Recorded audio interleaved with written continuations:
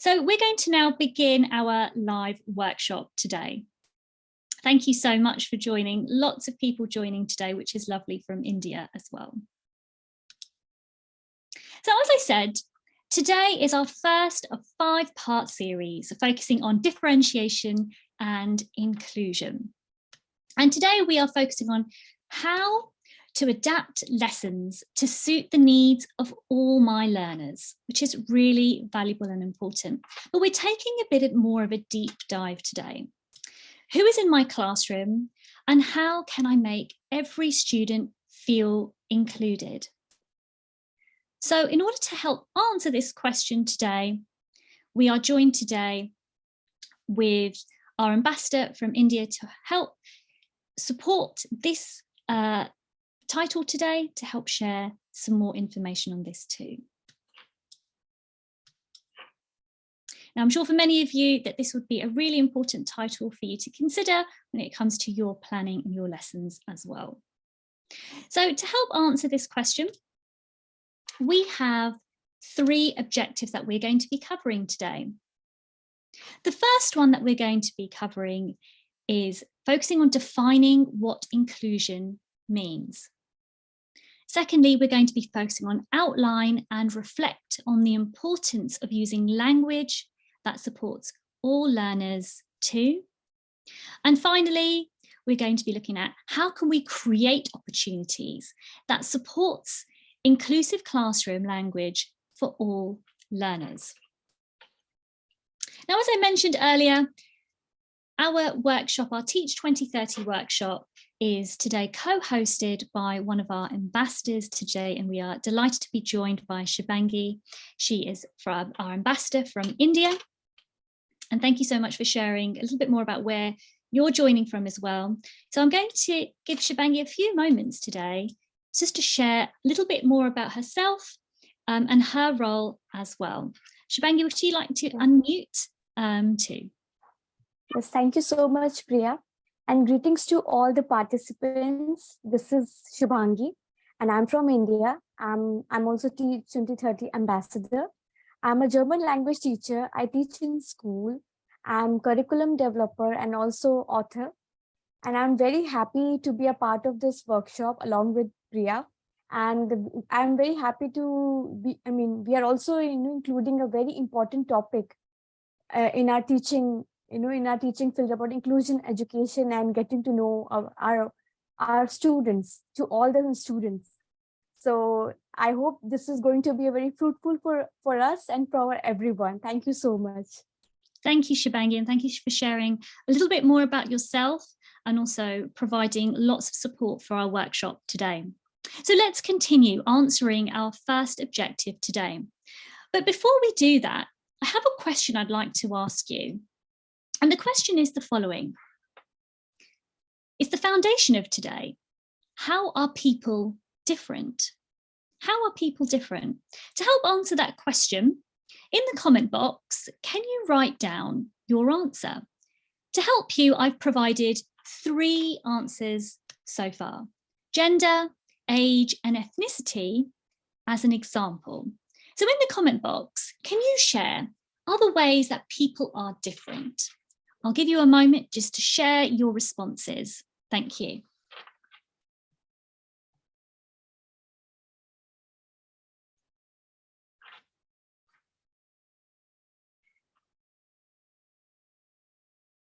Through behaviour, okay.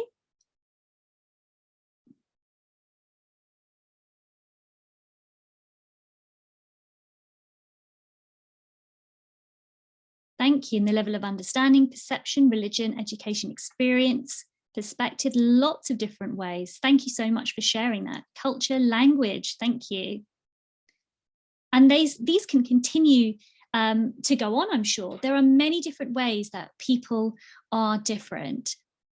And today, what we're going to be looking at in specific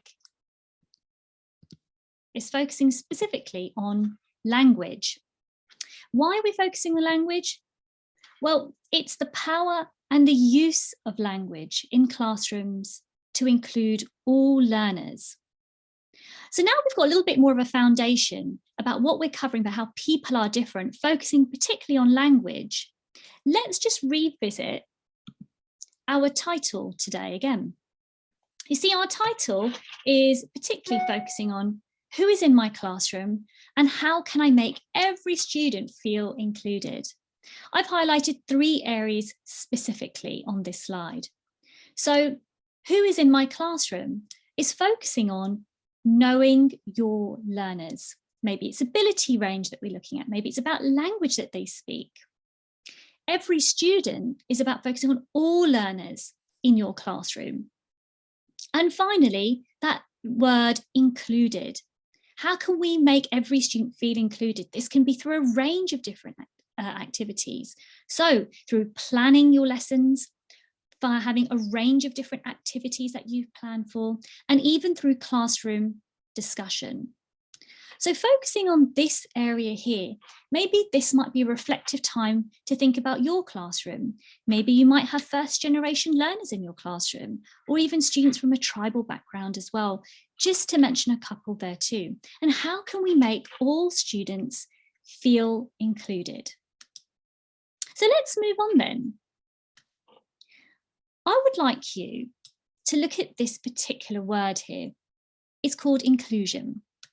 And I'd like you to answer the question, what do you understand by that term inclusion? It's quite a common word that's been used within education. So in the comment box, what do you understand by the term inclusion? Could you write down what your understanding is in the comment box provided? Thank you, and I'll just give you a moment to answer that.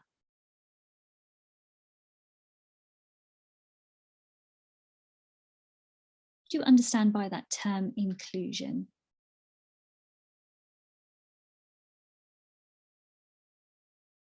Okay, overall development of the student, thank you.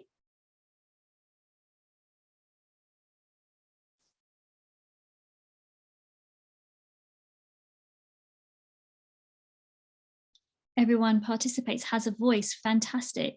Make sure there is equal opportunities to all to progress. Thank you. Including every student, brilliant, thank you so much. And I'm glad that a lot of you have mentioned some of this, involving every student irrespective of difference of their learning, brilliant. Ensure all learners are catered for. Thank you so much, brilliant responses there. And thank you so much for sharing and participating in that question.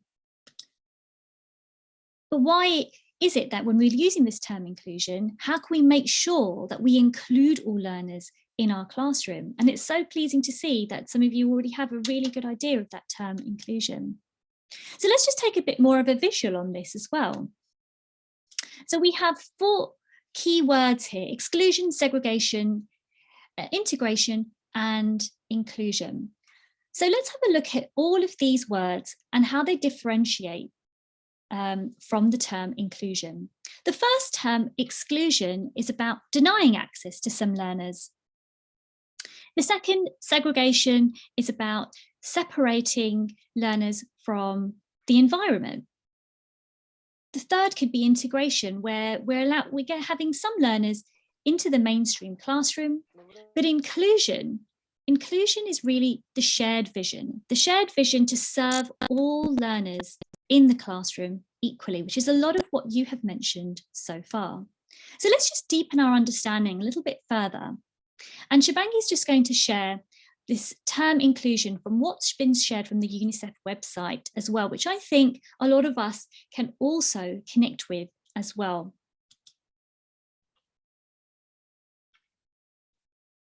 Yes, thank you, Priya. The picture is really, defining the meaning of the workshop. I'm really able to understand all the parts through the pictures. And let's understand about the inclusion. What is exactly the inclusion mean? So inclusive education means all children in the same classrooms, in the same schools. It means real learning opportunities for groups who have traditionally been excluded. Not only children with disabilities, but speakers of minority languages too. What I feel about it, that disabilities, we always consider about disabilities, but we tend to forget about languages.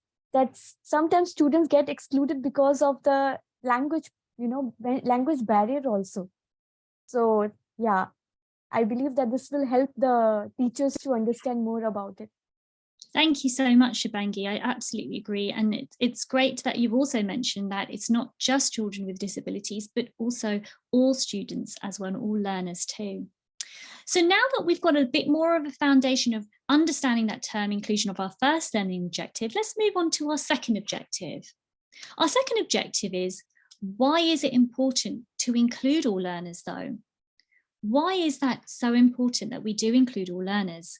In the comment box, can you add your comment and your perspective? Why do you think it's important to include all learners? We know that inclusion is really valuable, but why is it important to include all learners? I'll give you a moment just to write down your comment and your feedback too.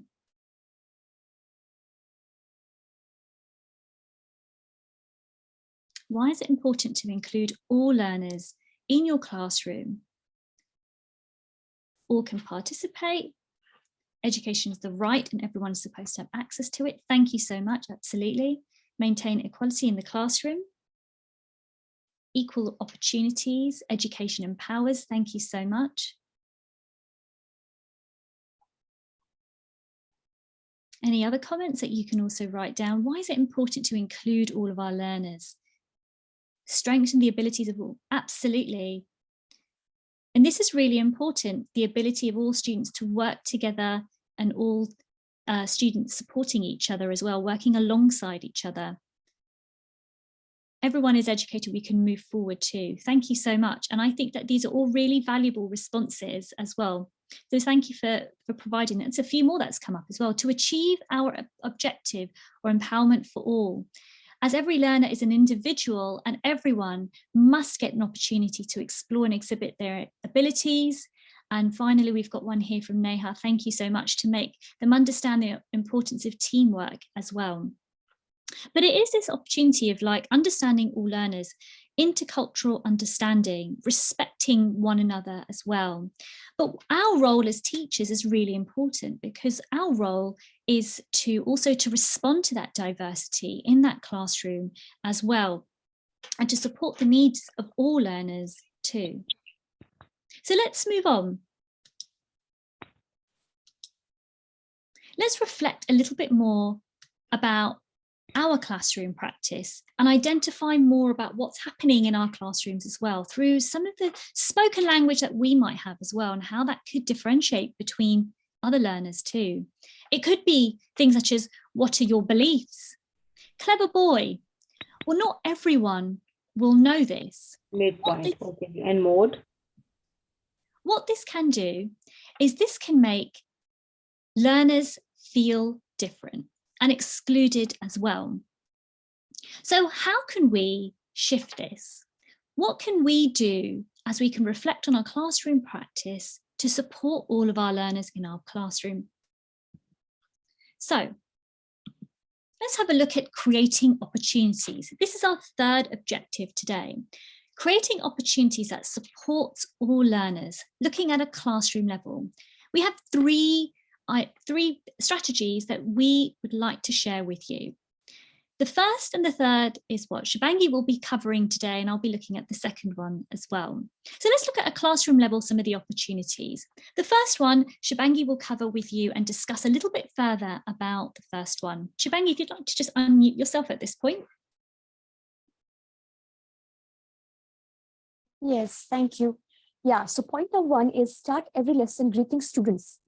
I believe that it's a very important part. Whenever you are entering in a class, you should be entered with a smile, with a welcoming smile, with a pleasant appearance. So the students feel more, attached with you, and they feel more comfortable.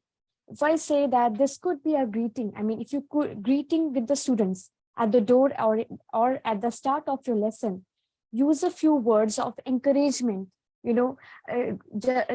like a good smiling greet, or how are you doing? How's everything? Did you learn? Be more pleasant with your students. And at this point, you can enhance your relationship with your learner. This will not only build a good relationship, and it will also it will also make a form of trust amongst teacher and students. So yeah, and a student will also, also get, they will also feel less hesitant in front of you to ask questions. Absolutely. Thank you so much for sharing the first one. It is really important to starting our lesson is really important. Greeting students and building that positive relationship with your learners in your classroom too. The second one that I'm going to cover just a little bit on is using relatable resources and materials to all learners.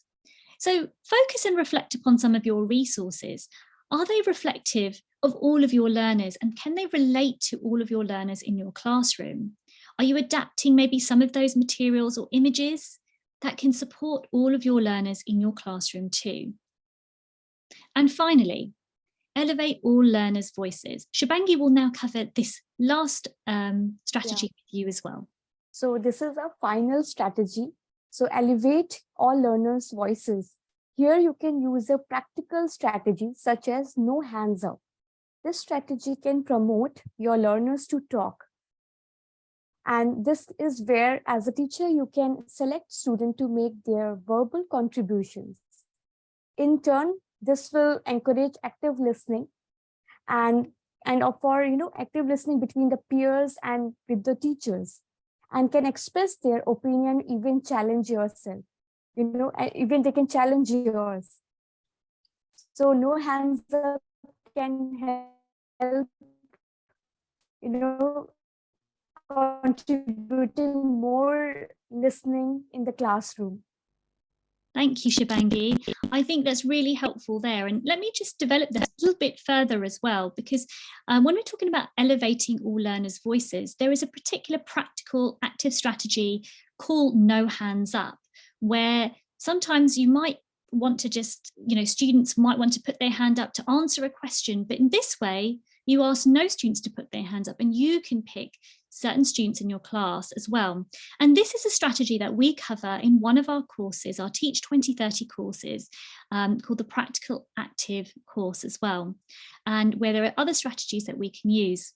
But in this particular essence, using no hands up is really valuable because it's elevating all learners. It's providing an opportunity for all learners to speak as well. And even in some respects, as Shubhangi said, to even challenge some of your views as well, but providing that opportunity is really valuable. Thank you so much for that. Now, at this point, the question at the bottom is, what else can you include? What else can we include?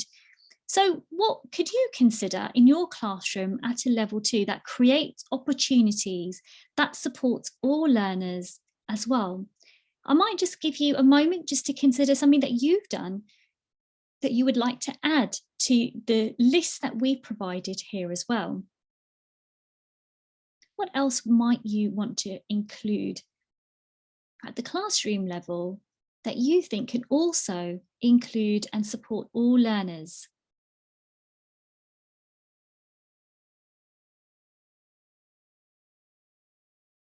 I'll just give you a moment just to see if we've got any responses as well. I'm sure some people would be typing up some responses here too.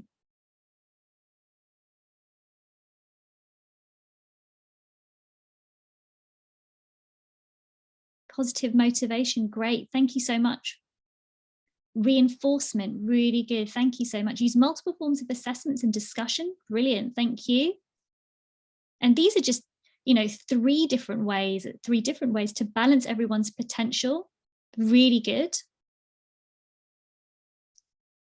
Positive notes home to students who have been quietly following and required criteria. Peer work, fantastic. So there's lots of discussion amongst learners as well. Thank you so much for all of those. I think those are brilliant strategies that we can add as well. Thank you so much. Let's move on though.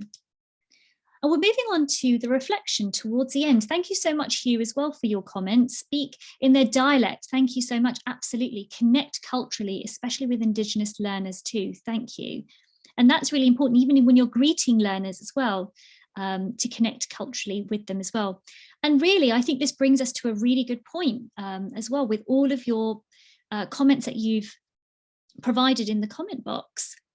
What will you choose? Type your answer into the chat box. Maybe someone else, a teacher from another part of the world may have also shared, from our global community, has shared something that you have thought, this could be a really good point that I might have in my lesson.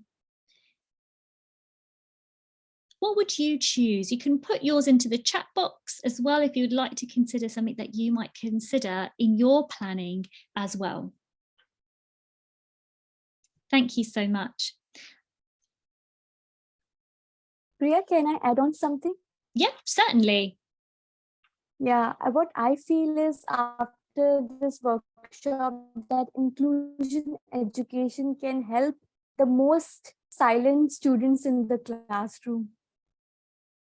Absolutely. Those who speak less in the class, I believe that these practices can help them.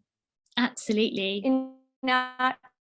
As a teacher in our class, we all have silent students, those who speak less, hesitant students. So practices is going to help us, all the teachers. Absolutely, thank you. So it's all included, all of our learners there as well, some who are quite hesitant to speak as well. Thank you so much for sharing that. Let's move on to consolidate a little bit more about our workshop, which is coming towards the end. Thank you so much for joining and till the end as well. So the first point is this. Just to remind and consolidate what we've covered today is get to know all of your learners in your classroom. Secondly, plan and reflect on the use of your language in your classroom. Finally, thirdly, you can try new strategies, maybe one of the ones that's been covered through our chat box today, or alternatively, through the 3 that we've suggested today as well. That will include all learners in your classroom. Or finally, reflect on your classes and your teaching. How can you adjust planning to support all of your learners? Now, you can cover more about this as well through our Teach 2030 courses as well. Our first part is always free, but you can get part 2 for free by using the code SAIndia. By using SAIndia, you're able to access the second part of the courses for free.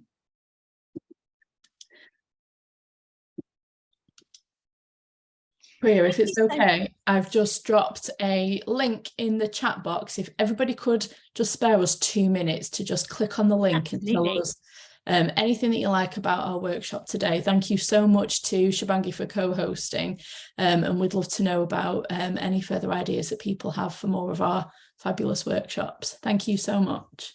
Thank you so much, Louise. Absolutely. So as we're coming to an end of our workshop, we would still like to hear a little bit more and support you as well through our next workshops as well. Thank you so much to Shubhangi for joining today, but we would love to hear more from you. As Louise has kindly just dropped something into your chat box, please could you just click on the link and for our post-workshop survey form.